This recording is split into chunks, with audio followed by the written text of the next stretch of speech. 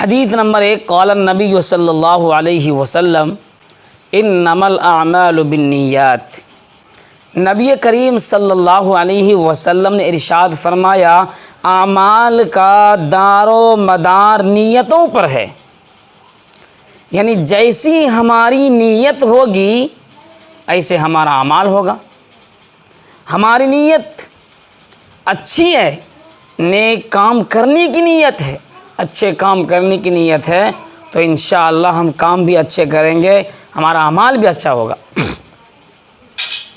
حدیث نمبر 2، رسول اللہ صلی اللہ علیہ وسلم نے ارشاد فرمایا، خیرکم من تعلم القرآن وعلمہ۔ تم میں سب سے بہتر وہ شخص ہے، تم میں سب سے اچھا، سب سے بیوٹیفل وہ شخص ہے جو قرآن کریم کو سیکھے اور سکھلائے۔ یہ کون فرما رہے ہیں؟ اللہ کے رسول صلی اللہ علیہ وسلم ارشاد فرما رہے ہیں۔ حدیث نمبر 3، قال النبی صلی اللہ علیہ وسلم طلب العلم فریضۃ علی کل مسلم۔ علم حاصل کرنا ہر مسلمان، مرد ہو یا عورت، تمام لوگوں پر فرض ہے۔ کتنا فرض ہے؟ اتنا علم کا سیکھنا فرض ہے جس سے حلال و حرام کی پہچان ہو جائے کہ یہ چیزیں حلال ہے، یہ چیزیں حرام ہے، یہ چیزیں جائز ہے، یہ ناجائز ہیں، یہ مکروہات ہے۔ زندگی گزارنے کے اصول و ضوابط معلوم ہو جائے۔ حدیث نمبر 4، اللہ کے رسول صلی اللہ علیہ وسلم نے ارشاد فرمایا، من صمت نجا، کہ جو شخص خاموش رہا اس نے نجات پائی۔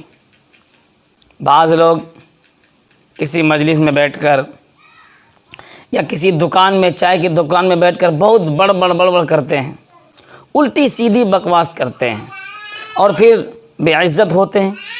اس لیے اللہ کے رسول صلی اللہ علیہ وسلم نے ارشاد فرمایا، خاموشی اختیار کرو، کم بولو۔ اس سے کیا ہوگا؟ اگر تم کم بولو گے تو تمہاری نجات ہوگی۔ حدیث نمبر 5، لا يدخل الجنت قاطع، قطع رحمی کرنے والا، رشتہ ناتا توڑنے والا جنت میں نہیں جائے گا۔ لا يدخل الجنت، لا داخل ہے، لا يدخل الجنت قاطع، جو رشتے ناتے کو توڑتا ہے، آپسی محبت کو توڑتا ہے، آپسی بھائی چارگی کو توڑتا ہے، آپسی تعلقات کو توڑتا ہے، ایسے لوگوں کے بارے میں اللہ کے رسول صلی اللہ علیہ وسلم کا فرمان ہے، وہ کبھی جنت میں نہیں جائے گا۔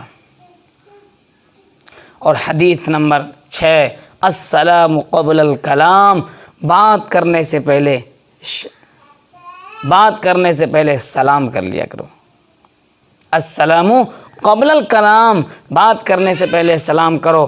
کہیں آپ سے کسی سے ملاقات ہو گئی تو پہلے السلام علیکم ورحمۃ اللہ وبرکاتہ، سلام کرنے کا طریقہ السلام علیکم ورحمۃ اللہ وبرکاتہ۔ اس کے بعد آپ کو جو بات کرنی ہے وہ بات کیجیے۔ حدیث نمبر 7، لا يرحم اللہ من لا يرحم الناس، جو شخص لوگوں پر رحم نہ کرے اللہ تبارک و تعالیٰ اس پر بھی رحمت کا معاملہ نہیں فرماتے ہیں۔ اس لیے اے لوگوں پر رحم کرو، غریبوں پر، یتیموں پر، مسکینوں پر رحم کرو، آپسی بھائی چارگی کو بڑھاوا دو، آپسی تعلقات کو ختم نہ کرو، آپسی محبت کو ختم نہ کرو، انشاءاللہ تمہاری